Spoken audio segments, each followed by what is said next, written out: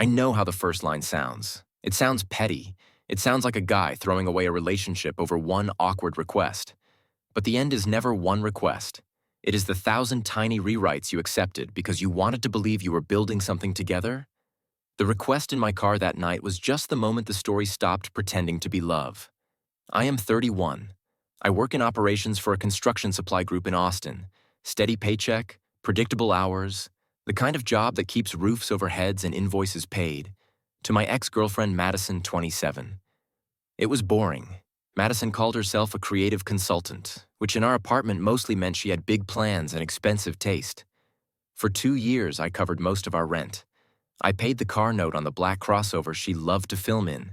I paid for dinners she posted, trips she tagged, and outfits she called investments. And in exchange, I was allowed to exist in the background of her life, like a piece of furniture that kept the power on while she chased the life she thought she deserved. I did not see it clearly at first, because when you love someone, you explain away what should be obvious. You call it a rough patch. You call it stress. You call it ambition. You call it anything except what it is: contempt. The night it ended was supposed to be good. There was a networking mixer for a new startup studio, the kind of event packed with founders, investors, and people who call everything a community. Madison got invited through a friend who managed social accounts for the studio. She told me it was a massive opportunity, career-defining, and I believed her because believing her had become my default setting. She spent hours getting ready. A silver dress, perfect hair, makeup that looked expensive even before I remembered I paid for half of it. She looked incredible, and I was proud of her in the way providers get proud. Proud that the person they love looks like they are winning. But in the car, something felt wrong. She was pressed against the passenger door, phone in her hand, thumb flicking through a list of names. She kept sighing.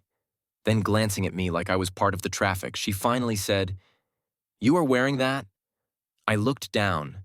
Dark suit, clean shirt, simple tie, nothing loud, just polished. I said, "It is a suit," she said. "It is so corporate. People here dress creative. You look like you came to audit them." Then she added the name of a guy she had mentioned too many times lately. Nolan, the host, the target, the guy with a father who funds things. I kept driving. I did not argue, because I already knew arguing never changed anything. It only moved the goalposts. We were minutes away when she turned fully toward me.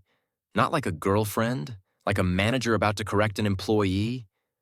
She lowered her voice into that fake sweet tone she used when she wanted something expensive. She said, "Listen, tonight is huge for me. I need to network, like really network." I said, "Sure, I am here to support you." She paused, then said, "The optics are tricky. If I walk in with a boyfriend, especially one who looks so safe, it changes how people read me. The guys who fund things, the guys like Nolan, they invest in availability. They want to feel like they are discovering someone.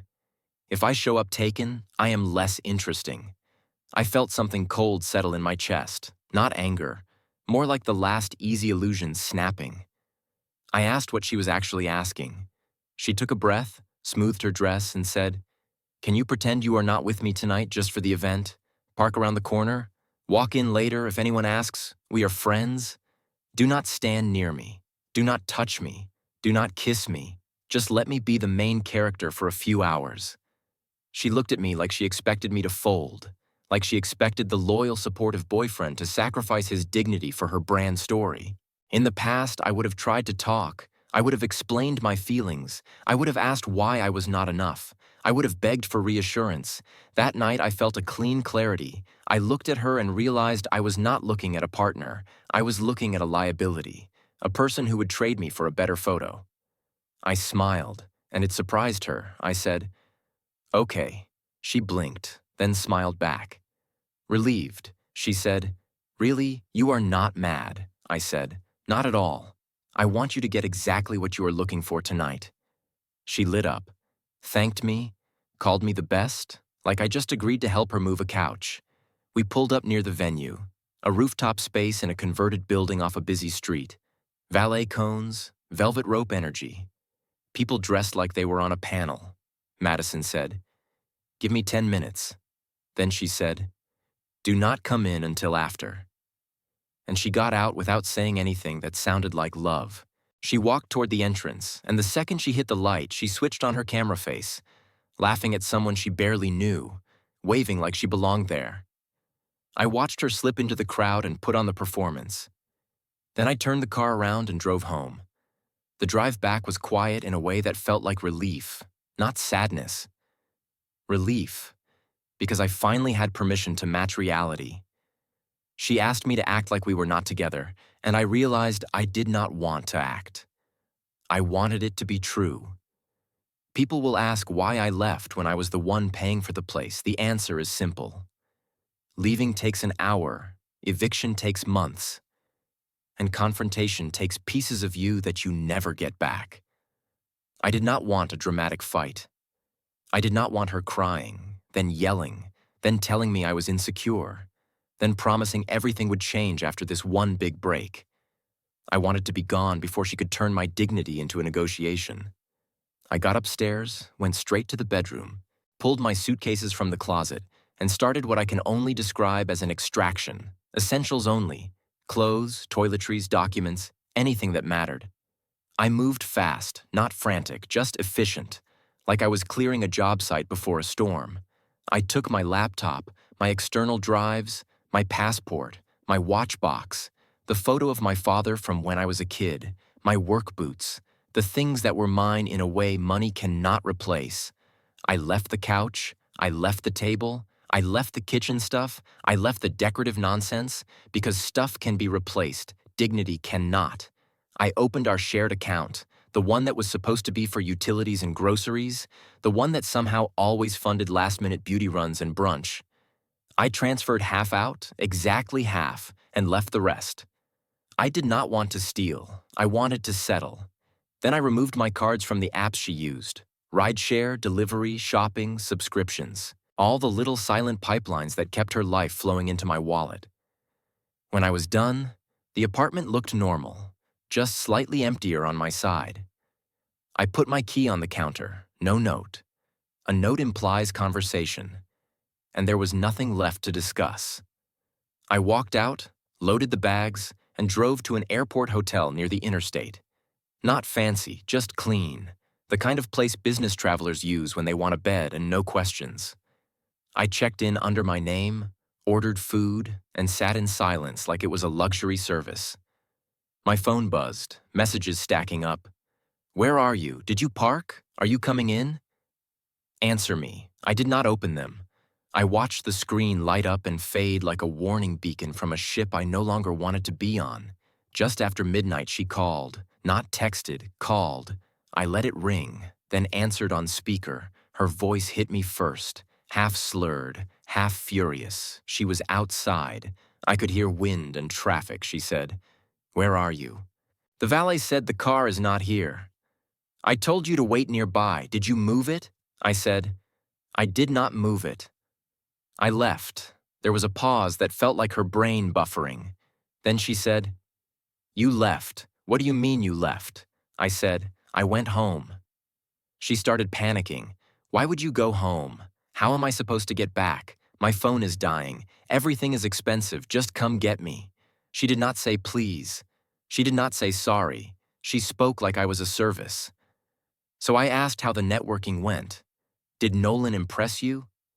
She made a frustrated sound and said Nolan was fake. He left with some younger girl an hour ago. The whole night was lame. I just want to go home. Come get me. And there it was. Plan A failed. The upgrade did not happen, so she reached for the safety net. I said, I cannot pick you up, she said. Stop being dramatic. The party is over. You can stop pretending now. I leaned back on the hotel bed and felt something settle into place, and I said, That is the thing, Madison. I am not pretending anymore. I woke up the next morning to a phone full of missed calls and messages stacked so tight they blurred together. I did not listen to the voicemails. I did not need to.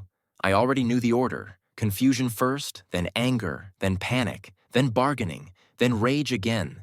Madison texted asking where I was, then accusing me of abandoning her, then saying something terrible could have happened, then telling me I ruined everything, then saying she needed me. It was not about me. It was about the sudden collapse of a system she depended on. Around sunrise, her friend Kelsey started texting from a different number. Kelsey had always been loud, always ready to call any boundary abuse. She said I left a woman alone at night. She said that was violence. She said she would post about me and tag my company. She said everyone would know what kind of man I was. I did not argue. I did not defend myself. I sent one message and one message only. Madison asked me to act like we were not together. I respected her request. Then I blocked that number too. The silence after that felt unreal, like stepping out of a loud room and realizing your ears are ringing because the noise is finally gone. I handled the practical things the same way I handled everything else. Calmly, I logged into the apartment portal and removed my bank account from autopay. I logged into the utility accounts that were in my name and scheduled transfers and cancellations 48 hours out. Not as punishment, as separation. She had 2 days to put things in her name or learn what independence actually feels like. Later that afternoon, I saw her version of the story online. Black background, white text. She said she rarely shared personal things, but last night was terrifying. She said she was abandoned downtown, blindsided, heartbroken. She let the comments do the rest. People rushed in to validate a narrative they understood without context. I did not respond. I did not post. I did not explain. Because explanations are invitations, and I was done accepting them. A mutual friend sent me a short clip from the event recap. Madison was in the background, leaning toward the guy she wanted to impress, laughing too hard, touching his arm, trying to look important. He was already looking past her, scanning for something better. Then the clip showed him leaving with someone else. The camera never lingered on Madison. She was never the point. 2 days later, she emailed me because every other channel was closed. She said she was sorry. She said she was stressed. She said she did not mean it. Then she asked me to pay the rent. She said she did not have it. She said we could figure everything out later. The message was almost impressive in how perfectly it followed the pattern. Apology at the top, responsibility at the bottom. I replied once. I said you wanted to be independent. Independence starts with paying your own bills. I will not fund a life that requires me to be invisible. After that, I stopped checking. The weeks that followed were quieter than any time in my adult life. I moved into a smaller place closer to work. Nothing flashy, just solid brick walls, simple furniture, no decorative nonsense bought for photos. I started going to the gym early because no one kept me up complaining about how hard it is to be seen. My bank account stopped bleeding. My head felt clear. Mutual friends told me Madison got evicted, that she tried to spin it as a reset, that she stayed on couches until people started asking her to contribute, that she and Kelsey started fighting about money because slogans do not pay utilities. A month later, Madison showed up outside my building. She found my address through someone who felt sorry for her. She knocked, then sat on the steps like she was waiting for a scene. I did not open the door. She slid a note under it full of words about fate and forgiveness and how she finally understood what mattered. I threw it away without reading it twice. I thought that would be the end. It was not. A few weeks later, I ran into her outside my office during lunch. She was holding an envelope and pretending it was important mail. We both knew it was not. She looked different, less polished, more tired. She said she missed me. She said she messed up. She said the pressure was intense. She said she hid me because she was trying to build a future for us. It was a careful rewrite delivered with watery eyes. I listened and felt nothing sharp, just tired. I told her she did not do it for us. She did it because she thought she could do better. She thought I was a stepping stone, and when she jumped, she slipped. She said she loved me. She said she was miserable. She said she just wanted to come home. She reached for my hand, and I stepped back. Not angry, not cruel, just finished. I said, I have to get back to work. You can mark the mail return to sender. And I walked away. I did not look back when she called my name. Not because I did not hear her, because I did not need to. A couple months later, my company held a holiday event on a rooftop downtown, the kind of place Madison would have treated like a trophy. I did not go alone. Her name was Brooke. We met at the gym. She was steady, competent, calm. She paid for her own life and never apologized for it. We stood near the rail, laughing, her hand resting easily on my back. And that is when I saw Madison again. She was working the event through a staffing agency.